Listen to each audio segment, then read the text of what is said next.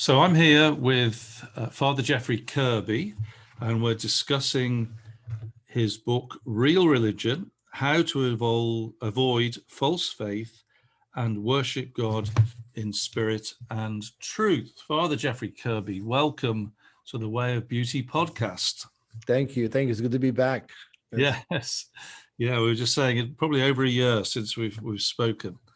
Okay, so I enjoyed this book tremendously. It's quite short. Was it 170 pages, something like that, published by Catholic Answers Press. And it's really broken down into 5 sections. One is what religion ought to be. And then the next 4 chapters really are describing what it shouldn't be, which it seems to have become for many people.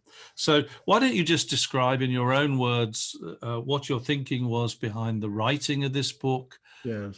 And your experiences that led to your feeling that this was needed. I think it is needed. I think it's very important what you produced. But just tell us what led to the creation of the book.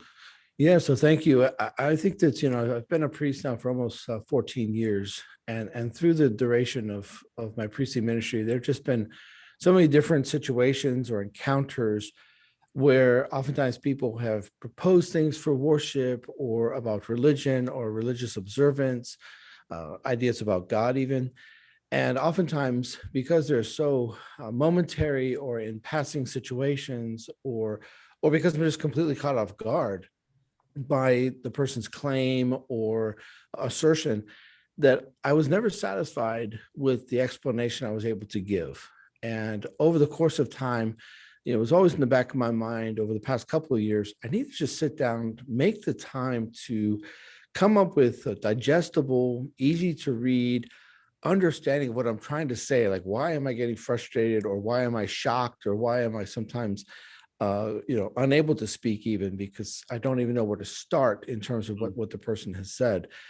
So in some sense, the book started as my own effort to kind of formalize these thoughts in my own mind, right? Because having studied philosophy, theology, and various things, history, there's a lot I was bringing to the table that, in fairness, the other person was not. And so I just thought, well, what am I trying to say? What's the point here? And then, of course, trying to present that in such a way where someone who comes from a different experience, from a different perspective, can try to begin to understand. So I use the term, digestible, that the person could say, oh, yeah, oh, okay, oh, that's what you were trying to say. That's why that caught you off guard. So very much it was an attempt to explain religion, worship, in general, in terms of our human nature, and then specifically from the perspective of the scriptures. Right. I recognize that process, actually. I always think of myself that I'm not very good at thinking on my feet. The first time I'm asked a question, I'm rather slow and methodical. I'm always thinking 10 minutes later what I should have said. Yes. But then I think it through, and I'm just waiting for the second person to ask me the question. Yes, and hopefully it comes. But okay. So I recognize that process in the way that I think. So let's just focus then on the first chapter, and it's called The Tenets of Biblical Religion. And when I read through this, it made me think initially, this is going to be an argument for Scripture and the Bible. And hang on, this is a Catholic who's writing this. What's going on here? And then what you do is you start to talk about the virtue of religion and connecting that to the Bible and talking about what true religion is. So I'm just giving you my impression. So why don't you describe how that chapter to us, and then I might come back with some follow-up questions. Yeah. Yes. So I think with the first chapter, and even from the title, people can immediately be caught off guard. The main title being Real Religion, and the argument being, well, wait a minute, who do you think you are, right? To assert that anything is real, let alone religion, right? That this is a real religion, and yet that claim is made in the book, and then chapter 1 develops that. So, draws from, our human experience. It draws from the scriptures. It draws from sacred tradition. A lot of St. Augustine and St. Thomas Aquinas are there in digestible form. Mhm. But very much, I think if we were to try to describe it in general, because it was written for believers, for Christians, the arguments can be used for anyone, of course, but to believers in particular, I guess we would say is maybe a work of the new evangelization, which is, those who are already baptized, who are Christian, but yet don't fully understand what that means. So we could say that, there's a post-baptismal catechumenate that has to happen, that those who've received baptism have to be, in a sense, taught or moved towards a deeper understanding of what that means. And that has to start with worship. If we don't get worship right, nothing is right. Mm. Like it's all off. The balance is off. The bearings are not consistent. So just the idea of what for the believer is real religion. What does it mean to worship God? And the main enemy of real religion is self-worship. Right? I mean, it goes back to our first parents in the Garden of Eden. I mean, to think that our will or our desires or our emotional fulfillment is greater than the worship of God, or that even the worship of God should somehow be in service to our subjective satisfaction, right? Or to what I want, right? And this ultimately becomes the battle. So similar people have also said, oh, I thought this was going to be a book about, Christianity versus Buddhism or Islam or something. But no, this is actually something more of the heart, and very much, right? It's the battle in the heart between, am I going to worship God or am I going to worship myself? And even those of us who are trying, this self-worship is the gas we breathe. Like it's there even when we don't realize it, right? That we constantly want to make this about us. We constantly want to be the standard of existence. And so hopefully with this book, by drawing upon, the sources of revelation, by drawing upon our spiritual tradition, we can begin to understand what really it means to worship God in spirit and truth. Right.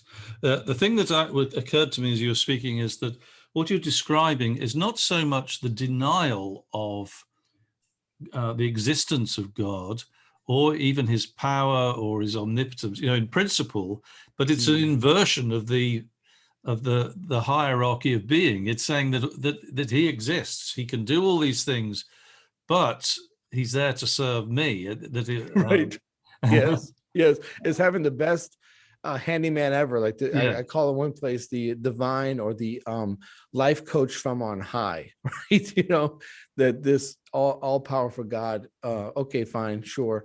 But yes, he must be in service to me. He must serve some purpose for me. He must give me some type of emotional euphoria. Otherwise, what's the point? Why would I even have this God thing in my life? Yes. Okay. Now, so let's come back to this idea of worship, which is a virtue, Yeah. and this is the virtue of religion, which I have to say, I've been talking about the liturgy for years, and I hadn't heard of the virtue of religion until very recently, described in that way. I mean, some of it I was aware of in other terms, of course, but it was actually a Dominican who was telling me about this and saying St. Thomas says the virtue of religion is the highest virtue. It sits above the seven cardinal virtues, Yes, would they be called? Yes. yes. Okay. So tell us about that, and then also after that, its connection to the Bible, coming to the title of this chapter. Yes, yes. So, in our tradition, we replace the virtue of religion within the context of the virtue of justice. And like many people, when they first hear this term, virtue of religion, many have not heard it at all, right? And yet it's in our tradition. And when they hear it, it almost catches them off guard. And in some cases, the immediate response has been, well, wait a minute. When you say it like that, it makes it sound like it's something we're supposed to do. It's like, well, yes, as human beings, we are hardwired for worship. And so it's a virtue of religion. If we want to fulfill our vocation as human beings, then we're called to worship, to acknowledge God. So the virtue of religion is placed within the virtue of justice. And justice is giving justice is giving another person their due. So that can have a punitive perspective. So if someone causes harm, there should be some type of penalty or discipline. But we forget that justice has a positive expression. So for example, someone works for me, they should receive a just compensation. So justice can be expressed in a punitive or a positive way. Right. To give another person their due. So the virtue of religion placed within justice is to give God his due. So when I worship God, I'm giving him his due. Now, here's the part that's powerful in our world today. We see all these social movements for justice, gender equality, racial equality. All these are born from a sense of goodwill, at least in the vast majority of their expressions. And yet, there's this attempt to have this justice in our society without fulfilling the justice given to God. So we try to have justice with one another, which means we redefine it, inverse it. We use justice as a weapon even, but we have to understand is once we get God, the worship of God, we give him his justice. Then suddenly, once we begin to say, well, who am I? I stand before a God that I owe a debt that I cannot pay. Once I begin to do that, then I begin to realize, hey, I owe a justice to my neighbor as well, right? So by putting God first, not only do we fulfill that sense of justice, but we're also then convicted and empowered to give justice to our neighbor. Yes. As you were speaking there, I was thinking of, again, this same Dominican, who's a friend of mine, who told me about the virtue of religion. He also mentioned then this hierarchy of loves, which has, again, this was surprising to me, but I think it speaks to what you're saying. God first, and that is clear. We love God before anything else.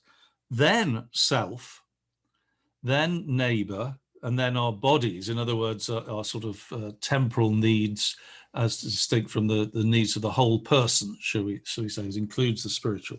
So I'm going to ask you to sort of summarize the 4 next chapters, which actually focus on these sort of misdirection of religion.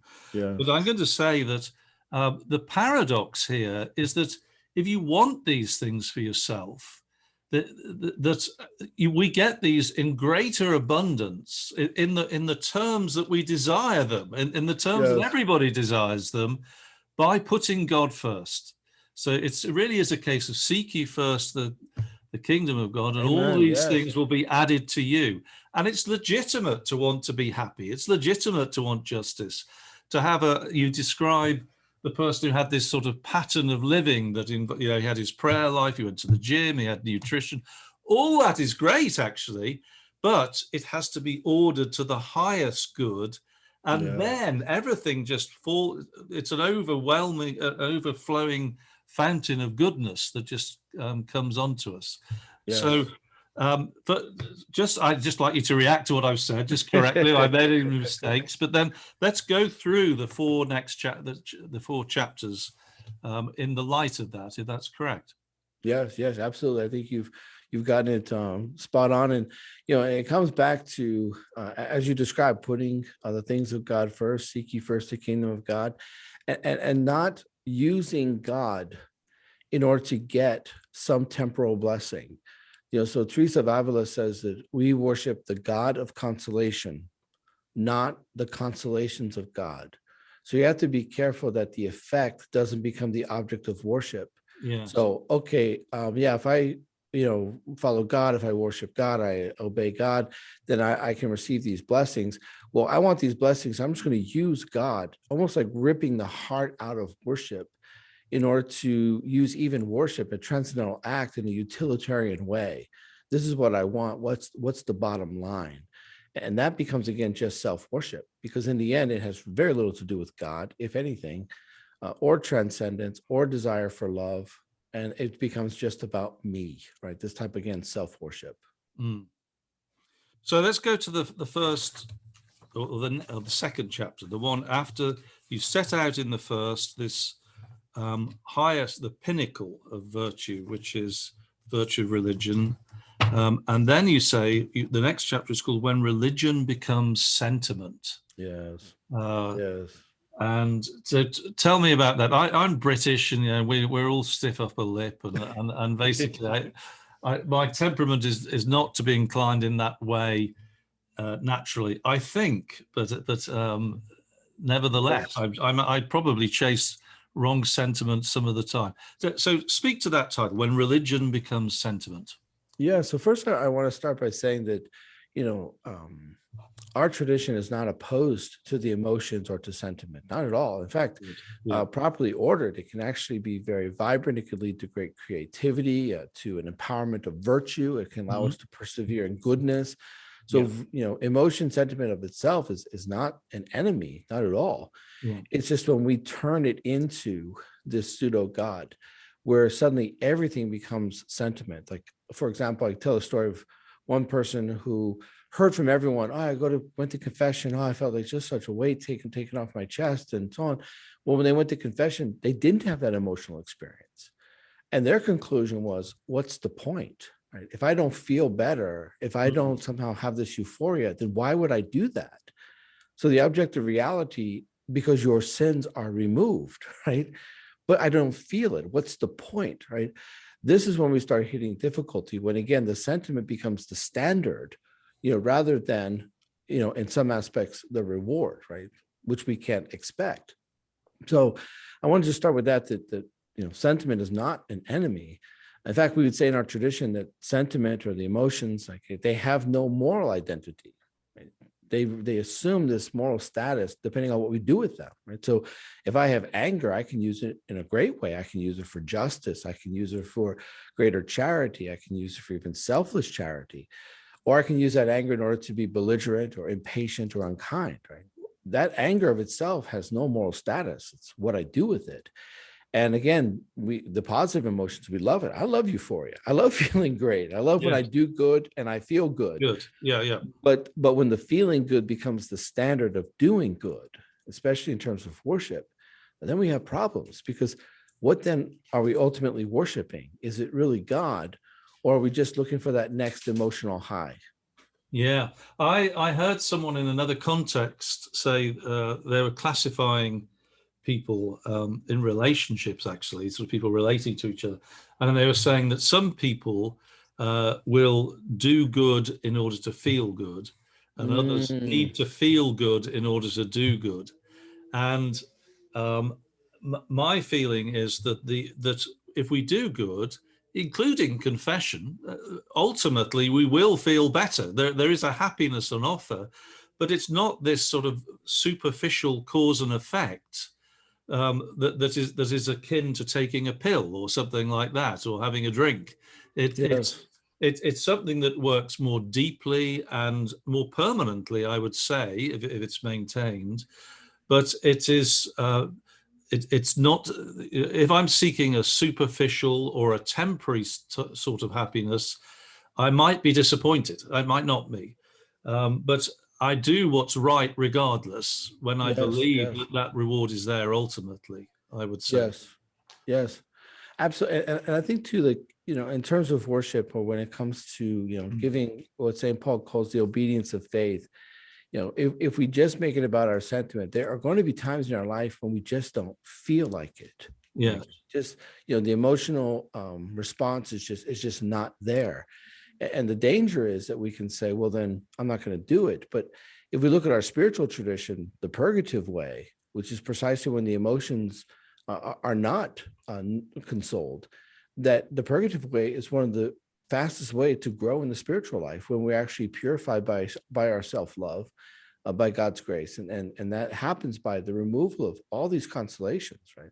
So God, as the spiritual masters would say, purges us of self-love, where eventually we love God for himself, right?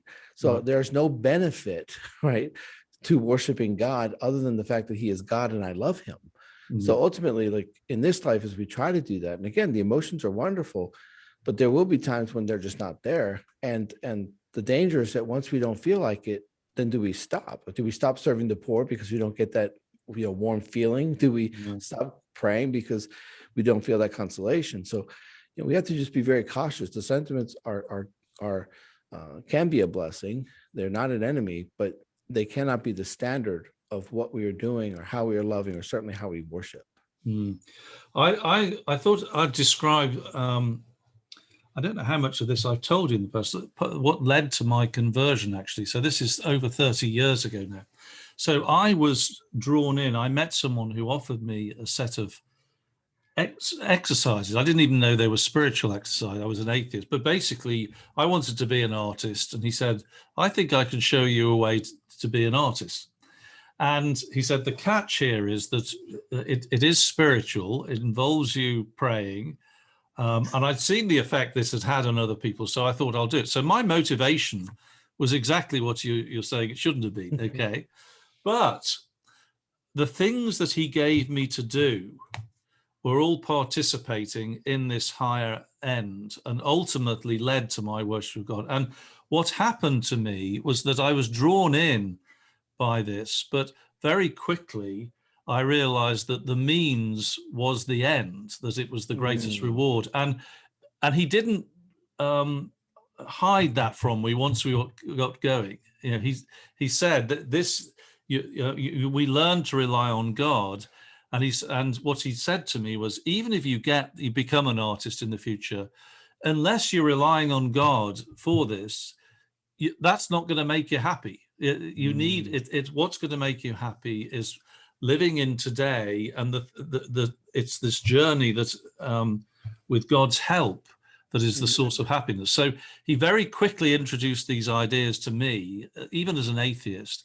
What convinced me, though, was that there was a change. And so I'm going to suggest that all that sort of superficial sentiment, it might be there, it might not be, but there was a deeper conviction that somehow, and I would struggle to characterize it, this is good. There's something good here. So at a deeper level, maybe than I'd ever been used to being in touch with, frankly, before, there was something deeper and more solid. But I would say it was happiness. It was the seeds of happiness as well. But it was certainly, you wouldn't call it sentiment either. Right. And so I'm just, do you have a response to that, or any thought about that? Yes, no, I think, in our spiritual tradition, we talk about the preambles that oftentimes come, that they're there, that lead us to faith. And oftentimes it can be the blessings or the spiritual consolations that will lead us. And similar to the director you had is then to guide the soul to a greater understanding of what this is about, what ultimately God is offering. The problem, unfortunately, is that a lot of people don't receive that type of guidance. And they kind of get stuck in that first part. And then they start thinking that that's the standard. Yes. And something else is wrong, so, and then when they stop feeling that, then they start thinking that there's something wrong with God or with the message of salvation, or whatever it might be. And that's, I think, a lot of times people get stuck, whereas the point is, sure, if that's what initially attracts, then wonderful, but then to then be guided to a type of maturing of spirit, especially in terms of worship or prayer. It's interesting. There was somebody who was under the same influence, this guy, and he decided that he'd just pray for a beautiful wife and lots of money. And much to my, I was extremely envious of him and jealous. Basically, he got them. Oh, did he? Oh, wow. He did. He actually got them. And of course, he was just then utterly convinced by the power of this. But what's interesting is that when I see him now, that's still the standard by which he measures its goodness, you see. Yes. And so in a way, I just think I still think I could have stood the test. God, try me out, give me a beautiful wife and lots of money, and I think I'll stick with. But probably it was a blessing for me that I was denied those things actually at that time, because it made me. I still felt there was something good, but it made me search for something deeper. Yes. And to that point, oftentimes when we receive the temporal blessings, so which sometimes God will give, right? But oftentimes what can happen is we forget the blessings that virtue is, or redemptive suffering, or these other areas that are just as much blessings as temporal prosperity. So there are times in which we'll ask God for a blessing, great money, a beautiful wife, a nice home, success in a career, and so on. And God will say no. And then instead he gives a virtue. And if our standard is no, just temporal prosperity, then we are like, we almost feel cheated. I don't want that virtue. I wanted these other things. Meanwhile, from the divine perspective, the virtue is the greater gift, right? Yes, yes. So yes. And is a deeper happiness, I would say. From my own, I'm talking now just exclusive my own experience, it is worth having that greater blessing. So let's then move on to the chapter after that. So we have when religion becomes self-help. Yes. Okay, this is a massive industry. There's lots Yes. of money in this. Oh yes. Yeah. I think yoga now is $1 billion industry. Okay. Yeah. Yes. Oh yes. Yes. Everyone wants to be better. And as you said earlier, that is not a bad thing. That's wonderful to seek self-improvement, to become a better person, and take care of our health and so on. All that's wonderful. But when God simply becomes, a higher power, or I use the term this life coach from on high, as if God himself simply becomes a means for me to receive something. So I want to stop a bad habit, or I want to, look better. I want to lose weight or something. And I merely use God and worship in order to accomplish solely this temporal blessing. That's a type of self-worship. Like that is inversing everything in the complete, in a way that is completely foreign to what it is meant to be, like why these gifts are given. They're inverse in order to simply get what I want. And again, I think it's very important, and I feel very compelled that in the book we start naming these things, and that is self-worship, right? It's acknowledging the name of God, it's acknowledging worship to some extent, but it's all about the person. It's all about me, right? So this type of, again, like self-worship, self-focus. Yes, and I suppose some might then come back and say, well, actually, I'd prefer the self-help version, and my answer to that would be, you're doing yourself down, because actually what Christianity offers is even greater than that. It is the happiness that, why do you want to be able to have these flexible limbs and all of this sort of thing? Ultimately, it's because we believe that corresponds to some sort of pattern of living that will make us happy. And the answer is, well, it may, but ultimately that happiness you seek is what Christianity is offering, and all these things can be ordered to that. So Christianity offers something that is much better than that. However good yoga might be, I'm not going to deny that, Christianity is even better. This to me is the selling point, and I don't think that's stated enough. Yes, and I think just the idea that in worship of the living God, there is an irresistibility that comes with that. When we begin to drink from the fountain of the living water, everything else pales in comparison. It's irresistible, right? But the task is to get there and to drink that initial water and to say, yes, like this is what, this is what I've been looking for, right? So it's kind of like the person who is who doesn't think they're hungry until they smell the food, right? So I'm fine. I walk in and that smells good, right? And I think in many respects, the wake up to real religion and to authentic worship, it has to begin that way. And sometimes it starts in different forms, and it can become this type of self-help. And eventually, maybe that self-help will lead us. If someone is working on, self-focused meditation or something, and suddenly they do begin to experience aspects of the spiritual life and say, wait a minute, like there's something here, and I know there's something greater, but I don't know how to get there. And then eventually the person is called out of themselves and begins to realize and to experience authentic worship. And that again becomes irresistible, because when you have the fullness and the authentic real religion, nothing else can compete with it. But our task is to help ourselves and other people to experience that, Yeah. to drink that water, to taste that food. I think there's a route here through all of these errors. I think there's a route to evangelization that because people at least are searching for something good. But what we have to do is, as you said, recognize that once people come in for that, we've got to be able to show them that there's something much, much better. Yeah. That what they're yearning for is something even greater. And Yes. it's something that's underutilized, I think, in sort of Christian evangelization at the moment. Well, especially when you have so many different versions of Christianity, Yes, and some of the more popular versions, these mega church yeah, movements and yeah, so yeah, on, not only stay in that first part of temporal yes, prosperity, temporal yeah, blessing, they uh, rely on it. They exaggerate it. This becomes this whole movement.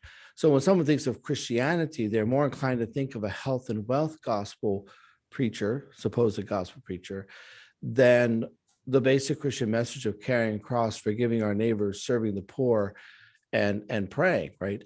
So and when you compare it with the health and wealth gospel, with this prosperity that we want, and then the counter message becomes one of self-denial or a death to self, the irresistibility of the authentic message becomes overshadowed, eclipsed by this a caricature of what religion is supposed to be. Mm. So so it's just as you were speaking, it's that idea of we don't know how good it is until we see it, shall we say? Yes. Because I think of my own experiences in my conversion. The only good I could imagine was the absence of bad. Because and there's a Doors song that I've been down for so long that it feels like up to me. The Doors, by the way, for anyone who's of a different generation, this 60s American band, probably realize I had to explain that. Anyway, but I've been down for so long that it feels like up to me. And in a way, I was a bit like that. The best I could imagine was the absence of what was making me unhappy.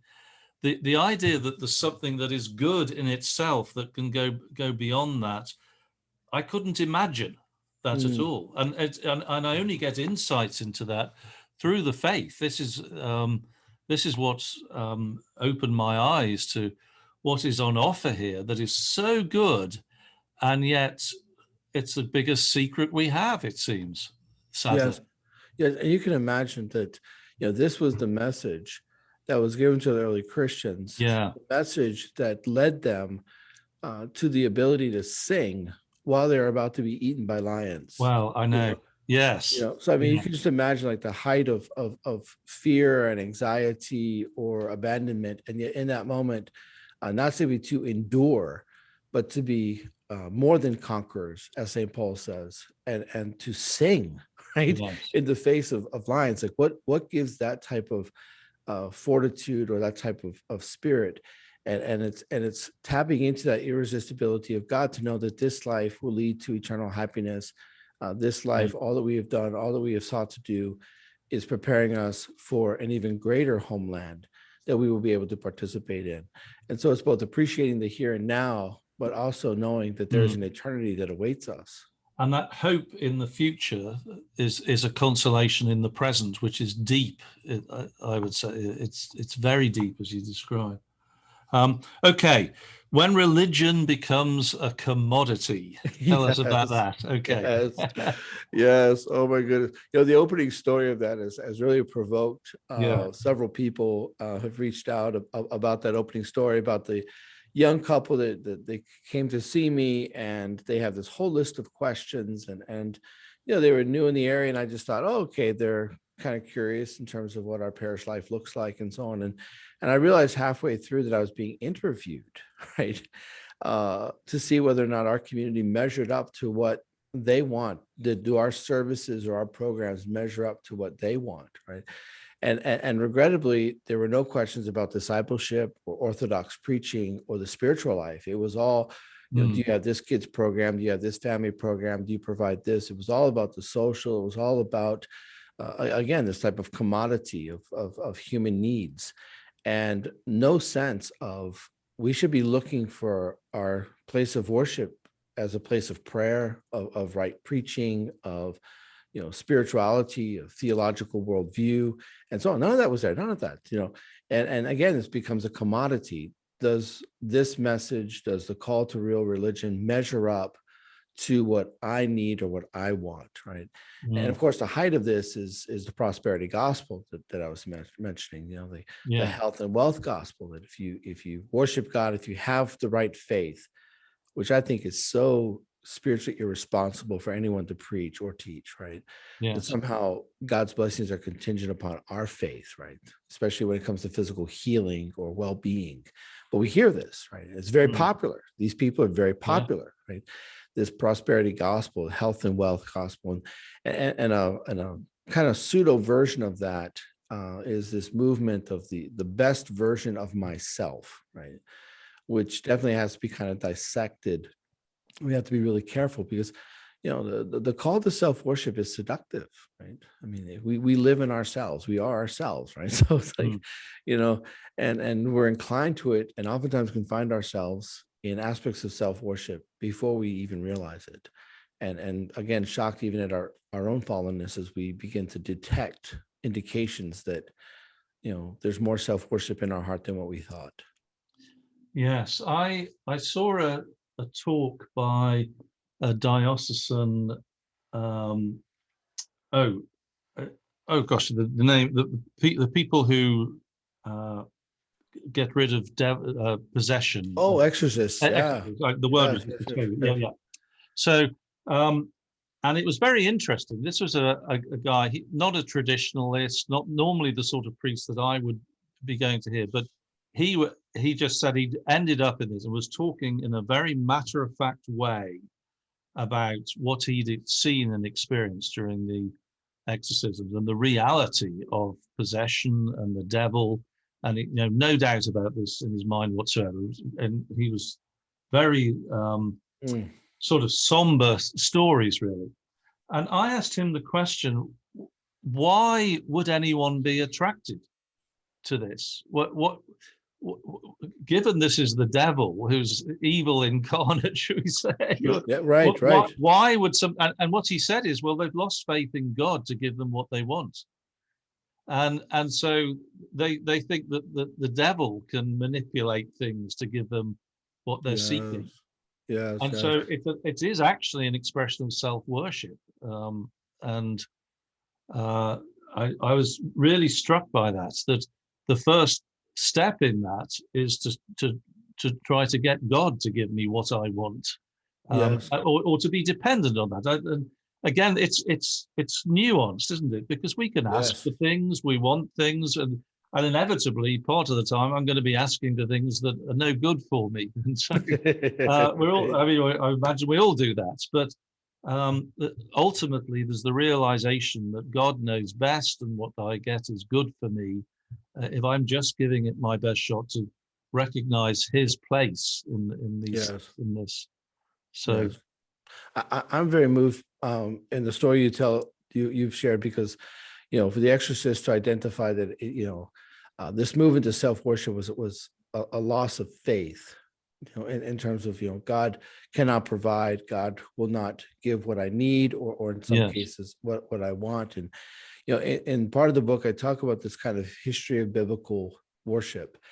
And if we can just take this principle and apply it to a context in the scriptures, like King Saul, he's there, he's waiting for Samuel, who was a Levite, so a prophet and Levite who could offer worship. He's waiting for Samuel to come. Samuel is delayed to the last hour. I mean, eventually he arrives, like at the very last, but Saul doesn't know that. Saul's waiting and waiting and waiting. The Philistines are overrunning the border. His own military is abandoning him.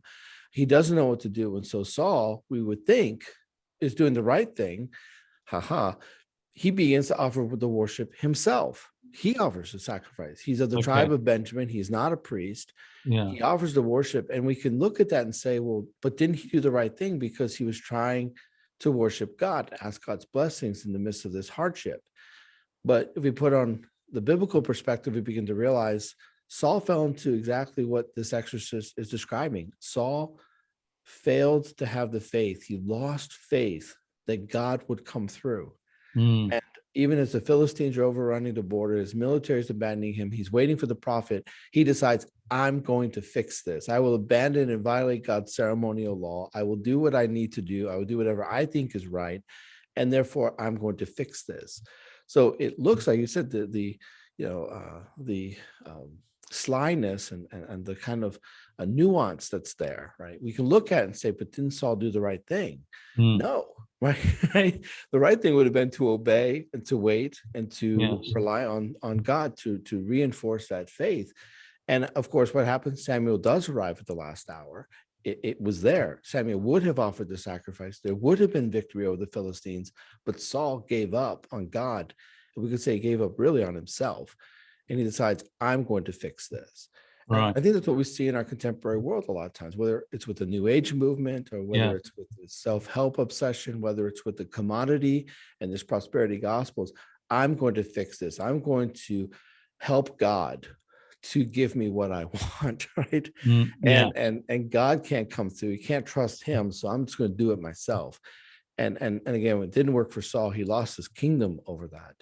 And sadly, I think a lot of people are losing the kingdom that God wants to bestow, the blessings he wants to bestow over this type of hubris. Okay, that's terrific. Let's come to the fourth of these errors, when religion becomes social activism, very topical at the moment in the news, I would say. But yeah, perhaps if you just speak to that. Yes. Yeah, we are constantly wanting to build our own kingdoms. So we go all the way back to the book of Genesis, early on to the building of the Tower of Babel. So we can talk about our first parents in Eden, but then later the human family doesn't learn. We attempt to build a tower in order to reach God and to take his majesty as our own. And I love the biblical narrative because it says, after all this effort to build this tower, the scriptures say God went down to them. Right, which means we weren't even close. Right, we thought we'd accomplish something that would, dethrone God, and we're unsuccessful. And so, oftentimes in our world, we try to build our own kingdom. We try to again fix things ourselves, and we find that in social movements. Right, it's good to care about the environment. It's good to want gender equality. It's good to want a racial tranquility. All these are good, but they cannot be accomplished unless we turn first to God. Because we do not have the power to change the world, right? Pope Benedict XVI, in his first encyclical, God is Love, in the second part, he says clearly, it is a hubris to say or to think that we can change the world. Oftentimes we say that, we worry about the world, and we don't care about the person right in front of us. Our task is to be the hands, the feet to the person in front of us, the person that God's providence has put in front of us. And by taking care of that person, by providing for this person, both spiritually and physically, in terms of their material needs, then God's grace can change the world, right? So rather than allowing this kind of pseudo religion and this again self-worship that we're going to build a kingdom, we're going to make the world a better place. Like this is a hubris we find throughout the scriptures, and constantly. Not only do we lose God, we lose ourselves, and such kingdoms, if they even get built, are quickly destroyed. Yeah. I became aware of this. So critical theory, which is really promoting this, is actually Marxist theory. It's a modern manifestation of it, and its goal is not actually. Well, in the long run, I suppose its goal is the removal of injustice, but quite how they get there, they can't explain. But it's really the destruction of current society. And then supposedly, miraculously, out of the ashes, they never explain how the new society will appear. What's interesting is that the way that they motivate people in the name of good is to increase indignation, increase anger. They promote conflict because they think this is going to usher in the new age, and it's all the great success they have is in its appeal is that people believe that it's doing good. Who's going to be Yes. against racial injustice, for example? Right.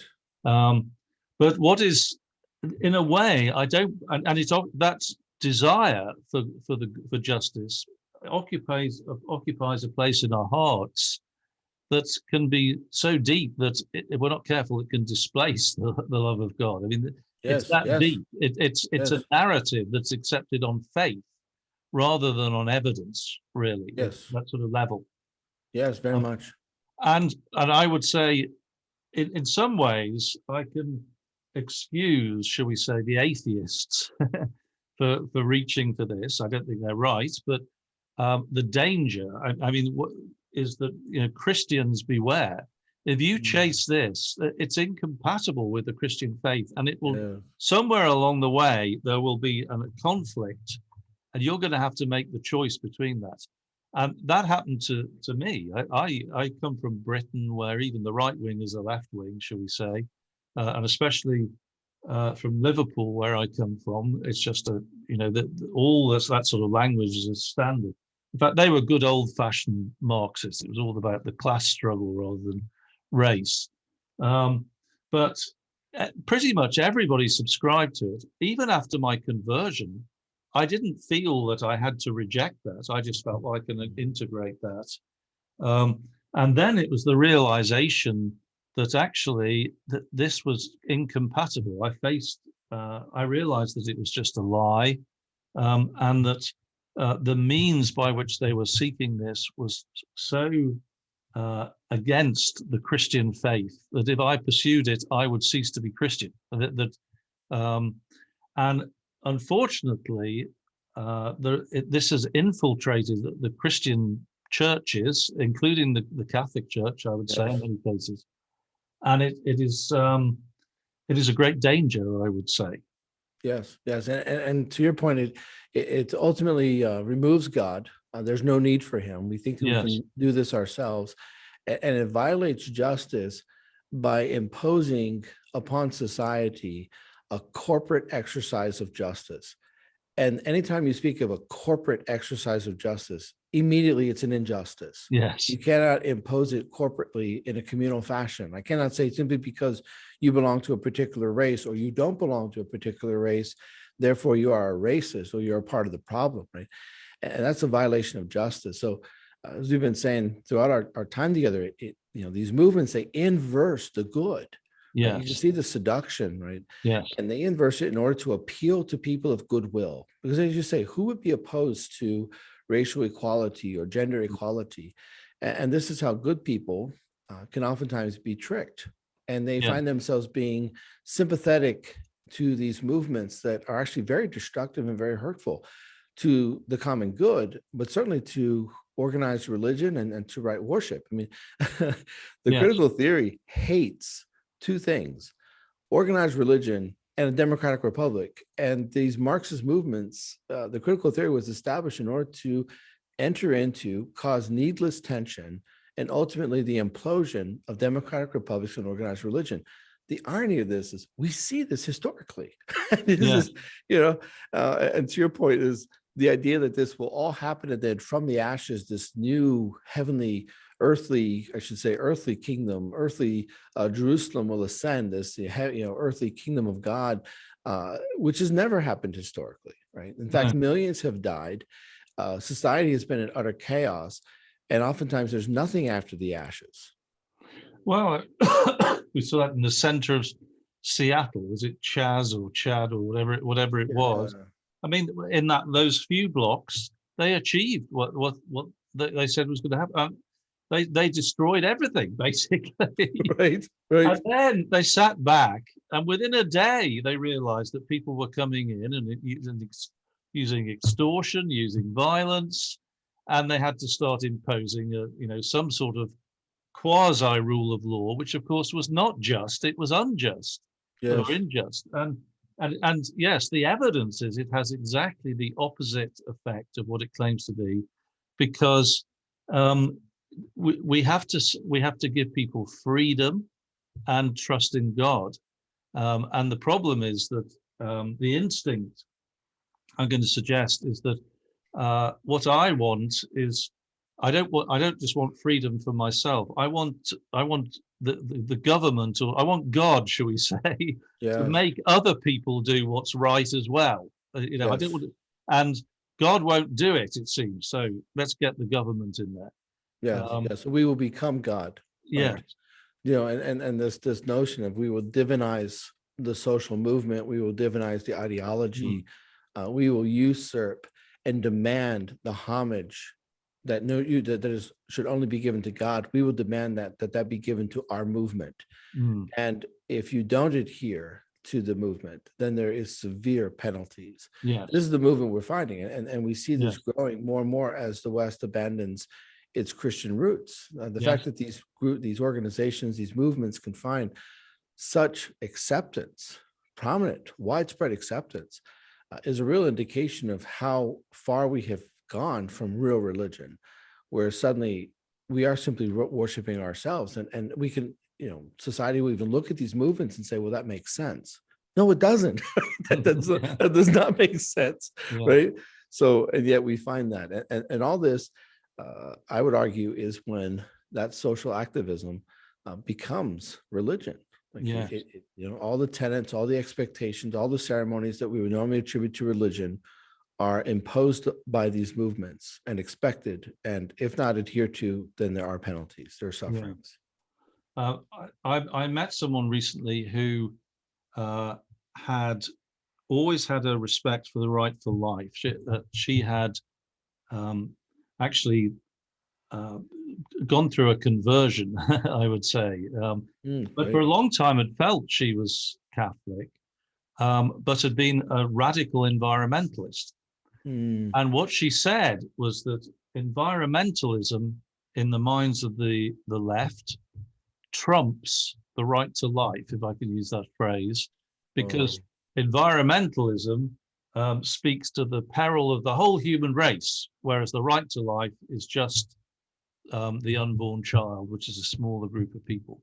And right. so this was what she said, why she always, even though she felt passionate about the right to life as well, she felt that she was in a position where she had to vote for the left because she believed uh, in the form of environmentalism again, which assumes that man can actually control this, Yes. and I have to say I believe wrongly attributes a fault, a flaw which isn't really there to him. And basically, it just says we're responsible for everything and we can control everything. Right. Um, and again, looking to the government. So, and the wonderful thing about the environment, it has to be global government. So this even goes beyond Right. nations. Yes. It'll be the United Nations, and this is what we're heading towards, I think, Yes. with this Yes. movement. Yes. Very much. And you can see that, the role of reason or reason thought is oftentimes lost, because for the person who says, well, the environment is more important because it affects the entire planet, as opposed Mm, to, abortion, which is just, these few children or so on, they forget the point that if one single person's dignity is violated, right, and it's justified and it's yes. legislated and it becomes the norm, then Mm, no one has dignity, right? So you can make no argument for a greater good like the environment if you are going to consent or be an accomplice to the violation of one person's dignity and allow that to become some type of norm, right? So even this the processing of reason is lost. And that's what happens. Like, we know that when God is not first, in theology we say the intellect is darkened. In popular jargon, we could say we get stupid, right? You know what I mean? mm, Like, we just start thinking 2 + 2 is 3, and we legislate that and we impose that and we shame people who will disagree with that, and we start thinking that that's normal, and we begin to forget that no, 2 + 2 is 4, right? Well, mm, there is a reality that we cannot control, and if we keep battling against this reality, we are simply dooming ourselves to misery. Like, peace is the tranquility of order, right? To yeah. acknowledge there's a world outside of us, there's a God that I'm called to worship, and if I want peace, then I have to comply. I have to be a part of this greater network of existence that surrounds me. Yes, and I suppose what you're saying, people would characterize what we're saying. I think we're in agreement. Is that we're saying therefore the environment doesn't matter. That's not that. No, That's not that at all. What we're no. saying is that we have to understand that God has a part to play in this. Yes, And that ultimately it is not. We cannot justify depriving somebody of their basic freedoms in yes, order to take control of what we believe is this peril. yes, And because and because ultimately it is the freedom which allows each person to relate to God, and it is through that that we will find the answer, if that's what God's wishes to provide, absolutely. to the the environmental problem, whatever it may be, if Yes, it exists. yes, yes. And to imagine people who have that freedom, who have placed God first, and then who care about the environment as an act of stewardship rather than a reaction of fear. Mm, Right? I think that the environmental movement will be far more effective by those who have that freedom, who have placed God first and understand authentically are called to be good stewards of the earth created by yes, God and entrusted to our care. So, as we made the point earlier, is if you just understand the Christian message, you're going to get even better than what you yes, want, right? yes. But God must be first. We can't cut out God and expect to get the results of worshiping Him. And the answer is not less people, but more people, because the Amen. more people we have as part of the church, the more people we have in relation with each other, in participating in God's love, the more God is informing what we do collectively and individually, and the greater chance we have of actually meeting the dangers, actually overcoming whatever lies in the future. Yes. Paradoxically, I mean that's the problem. It is a paradox. All your instincts say it's the opposite. We got to Mm. reduce the numbers. We're the Yes. problem, but it Yes. isn't at all. It's this belief in human freedom and human life in relation to God Yes. that is going to give us the answers to these things. I believe. Absolutely. I Yes. can't tell you what those answers are, of course, but I Right. know that God will show us. I believe. Um, Yes, yes, and, yeah, yes, go and on, we yeah. can see that. I was just saying we can see that point. For example, if we were to read Acts of the Apostles, Mm, every time the apostles proclaim the gospel in a particular region, especially we see this in Acts chapter 17, the reaction, especially from the Greek thinkers, the Greek culture was, uh, what is this message that is turning our world upside down, right? Because they clearly understood. Wait a minute, if this message, if this really is the new theology, right? This is now the one true God. If this message is true, then it changes everything, right? And that effect of the gospel still continues in our own day when we turn to God and we worship Him and we seek to know Him, and we're willing to have that movement outside of ourselves. Then our world is turned upside down. Everything we thought could be accomplished this way is oftentimes accomplished the exact opposite, mm, right? So, for example, well, we're going to cut God out and just care about the environment. And if some children are lost along the way through abortion, well, that's just a necessary evil, and we got to keep going, right? Well, in the end, you don't save the environment. You have slaughtered the unborn, and you have ignored God, and you have lost your humanity, and you're miserable, right? yes, yeah, But the other opposite is, well, turn that now upside down. It's now we have to care for the little ones, care for the vulnerable and the weak. And not only do we care for them and protect them, but we also now have a greater understanding of the environment. We have God's blessings, and we're living happy lives. Right? mm, So it's turned everything upside down. Where honestly, as fallen human beings, we can think, how would I fix that? And then do the opposite, right? So it's an exaggeration, but it helps illustrate the yes, point that, yeah, the gospel and right worship, real religion turns everything upside down. right. Okay, that's terrific. I'm going to let you just conclude, just for those a reminder, those who are listening. This book is Real Religion: How to Avoid False Faith and Worship God in Spirit and Truth by Father Jeffrey Kirby. It's published by Catholic Answers Press and most certainly recommended.